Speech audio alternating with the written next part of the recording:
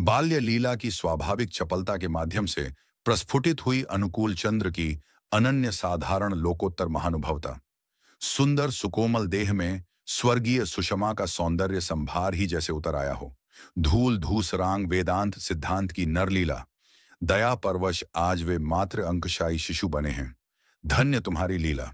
11 महीने के बालक अनुकूल चंद्र को लेकर माता मनोमोहिनी देवी हरिपुर निवासी उमेश लाहिड़ी के घर गई। उमेश लाहिड़ी निष्ठावान ब्राह्मण थे। घर में ही एक मंदिर था जिसमें गोपाल जी की मूर्ति प्रतिष्ठित थी। लाहिड़ी घंटों बैठे ध्यान करते थे। एक दिन वे देर तक ध्यान मग्न बैठे थे। हठात किसी चीज के गिरने की आवाज सुनकर उनकी आंखें खुल गईं। ध्यान भंग हो गया। उन्होंने विस्मित नेत्रों से देखा। गोपाल जी की मूर्ति नीचे गिरी हुई है और बालक अनुकूल चंद्र सिंहासन पर बैठे मुस्कुरा रहे हैं। बालक के शरीर से ज्योति विच्छुरित हो रही है। इस दृश्य को देख उमेश लाहिड़ी निहाल हो गए। इस हरकत को देखकर जब जननी ने बालक को धमकाया तो उन्होंने बड़े सहज भाव से कहा था, तो मुझे बुलाता क्यों है? भाव विह्वल उमेश लाहिड़ी की आंखों से बह निकली अश्रुधारा। आज उनकी पूजा सार्थक हुई। धन्य हुआ है आज उनका यह मानव जीवन। शिवचंद्र जी के घर के निकट ही एक वैद्य का घर था। वैद्य ने छोटी छोटी बहुत सी गोलियां धूप में सूखने के लिए दी थीं। क्रीड़ारत बालक अनुकूल चंद्र ने मुट्ठी भर गोलियों मुख में डाल ली और उन्हें निगल गए। वैद्य के प्राण सूख गए। ये तो है कालकूट, ये गर्ल सहन करेगा कौन? लेकिन ये क्या? बालक तो खिलखिलाकर हंस रहा है।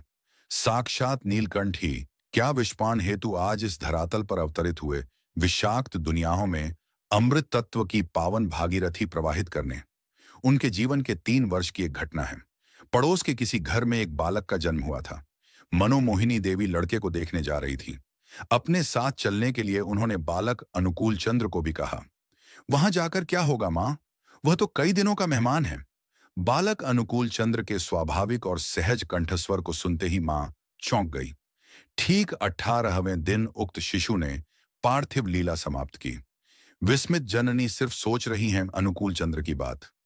हिमायतपुर में जटाजूटधारी एक सन्यासी आए हैं। रास्ते में बालक अनुकूल चंद्र को देख सन्यासी चौंक उठे। बालक के पीछे पीछे उनके घर आ उपस्थित हुए। माता मनोमोहिनी देवी ने सन्यासी की अभ्यर्थना की, लेकिन सन्यासी की दृष्टि कहीं और थी। अश्रुपूर्ण नेत्रों से बालक की ओर देखते हुए गदगद कंठ स्वर में बोल उठे, ये क्या साधारण बालक है? भूभार हल्का करने हेतु इनका अवतरण हुआ है। सन्यासी स्वयं भिक्षाटन कर भोजन बनाते और अपने बालक प्रभु को निवेदन कर जो कुछ बचता उसे परमानंद के साथ महाप्रसाद के रूप में सानंद ग्रहण करते। सन्यासी को ऐसा करते देखकर जब जननी रोकती तो सन्यासी ने कर जोड़े। अश्रुपूर्ण नेत्रों से जननी देवी के श्रीचरणों में प्रार्थना की, मां, जिनके लिए जीवन भर जंगल जंगल मारा फिरता था, उनके प्रसाद से वंचित मत कीजिए सन्यासी को। कातर प्रार्थना सुनकर चुप हो जाती जननी।